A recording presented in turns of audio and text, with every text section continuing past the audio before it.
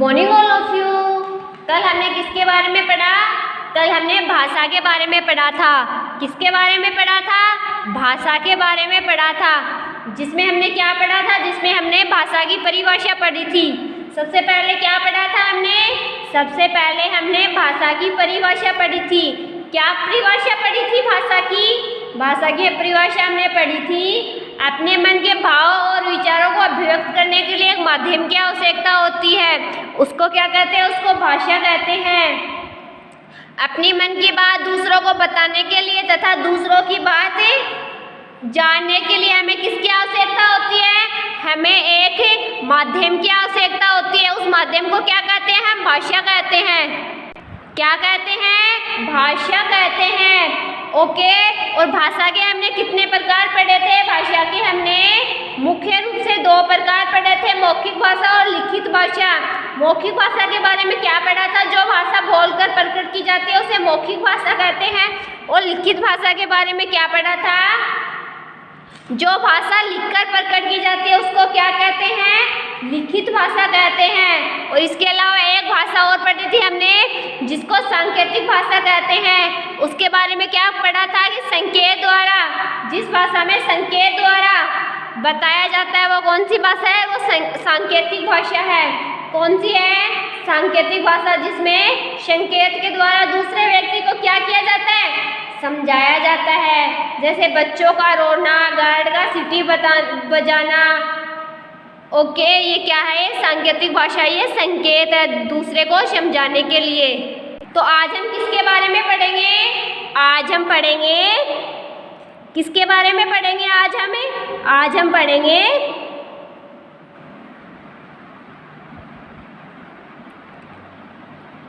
लिपि के बारे में।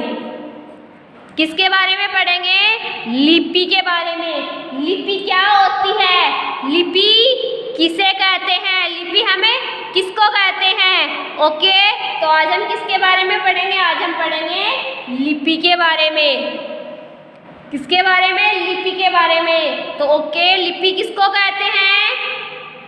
लिपि किसे कहते हैं? लिपि की परिभाषा क्या होती है?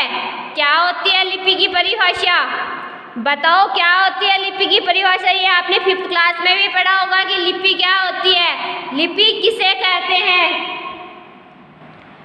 लिपि किसे कहते हैं?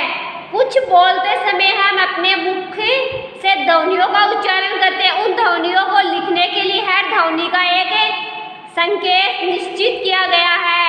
मौखिक ध्वनियों को लिखकर प्रकट करने के लिए निश्चित किए गए चिन्हों को लिपि कहते हैं। अथवा किसी भी भाषा के लिखने की विधि को क्या कहते हैं? लिपि कहते हैं। लिखने की विधि को ही क्या कहते हैं? हमें लिपि कहते हैं। तो लिपि किसको कहते हैं? लिखने की विधि को हम लिपि कहते हैं। क्या कहते हैं? लिखने की विधि को हमें लिपि कहते हैं। मौखिक ध्वनियों को लिखकर प्रकट करने के लिए निश्चित किए गए चिन्हों को लिपि कहते हैं। अथवा किसी भी भाषा के लिखने की विधि को लिपि कहते हैं। किसको कहते हैं? लिपि। किसी भी भाषा को लिखने की विधि को। तो हम लिपि किसको कहेंगे? लिपि किसको कहेंगे? हम लिपि किसको कहेंगे? जो लिखने की विधि होती है। क्या होती है? लिखने की विधि होती है। क्या होती है? लिखने की विधि होती है। उसको हम क्या कहते हैं? उसको हम लिपि कहते हैं। अथवा लिखने की विधि को हम क्या कहते हैं? लिपि कहते हैं। लिखने की विधि को लिपि कहते हैं। ओके, समझ में आ गया लिपि क्या होती है? मौखिक ध्वनियों को लिखकर प्रकट करने के लिए निश्चित किए गए चिन्हों को लिपि कहते हैं। अथवा किसी भी भाषा को लिखने की विधि को लिपि कहते हैं। ओके। संसार में अनेक भाषाएं बोली जाती है। हर भाषा की अपनी अपनी लिपि होती है। हर भाषा की लिपि होती है। साइंस कर रहे हिंदी की लिपि देवनागरी, अंग्रेजी की लिपि रोमन, उर्दू फारसी की लिपि फारसी तथा पंजाबी भाषा की लिपि गुरुमुखी है। 14 सितंबर 1949 को भारत सरकार द्वारा हिंदी देश की राजभाषा घोषित की गई। हिंदी देश की राजभाषा कब घोषित की गई? 14 सितंबर 1949 को। ओके, ये आपको अच्छे से याद रखना है। बाद में हम किसके बारे में पढ़ेंगे? बाद में हम पढ़ेंगे व्याकरण के बारे में। किसके बारे में पढ़ेंगे? व्याकरण के बारे में पढ़ेंगे। किसके बारे में पढ़ेंगे? व्याकरण के बारे में। तो आपको ये समझना है कि हम व्याकरण किसको कहते हैं। व्याकरण किसको कहते हैं, इसको आपको रटना नहीं है, इसको आपको ओनली समझना है कि व्याकरण क्या होती है, व्याकरण किसे कहते हैं, हम व्याकरण किसको बोलेंगे, व्याकरण किसे कहेंगे। ओके, व्याकरण के बारे में आपने पहले भी पढ़ा होगा। ओके, तो आपको व्याकरण के बारे में रटना नहीं है, इसको समझना है कि व्याकरण कहते किसको है, हम व्याकरण किसको कहेंगे। तो किसको कहते हैं? व्याकरण वह शास्त्र है, व्याकरण वह शास्त्र है जो भाषा के शुद्ध रूप को बोलने, लिखने और पढ़ने का बोध कराता है। अर्थात किसी भी भाषा को सुगठित शुद्ध रूप में लिखने के जो नियम सिद्धांत होते हैं उन्हें उस भाषा का व्याकरण कहा जाता है।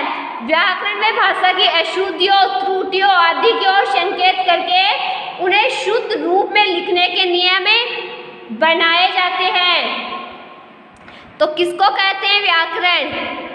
हमको ध्यान में रखना है कि व्याकरण क्या होती है, व्याकरण किसको कहते हैं। व्याकरण ऐसी विद्या है, व्याकरण ऐसी विद्या है जिस विद्या से हम शुद्ध बोलना, पढ़ना, लिखना सीखते हैं। आपको व्याकरण के बारे में इतना ध्यान रखना है कि व्याकरण जिस विद्या से हम शुद्ध बोलना, लिखना, पढ़ना सीखते हैं उसको क्या कहते हैं? व्याकरण कहते हैं। किसके द्वारा हम शुद्ध बोलना, लिखना और पढ़ना सीखते हैं? व्याकरण के द्वारा। जिस विद्या से हम शुद्ध बोलना, लिखना और पढ़ना सीखते हैं उसको क्या कहते हैं?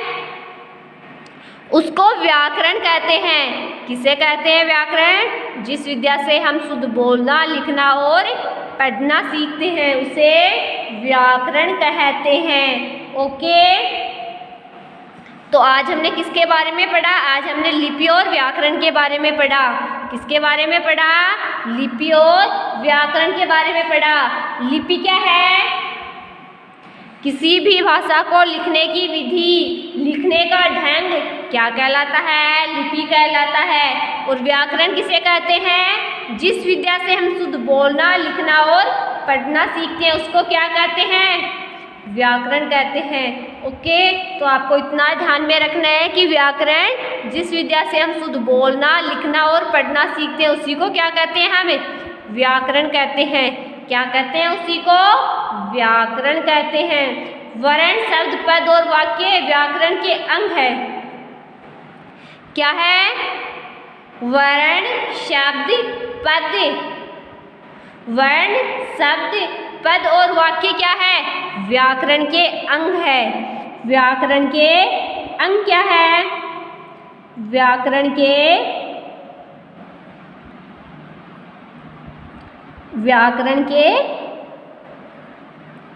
अंग क्या है? व्याकरण के अंग क्या है? वर्ण, शब्द, पद और क्या है?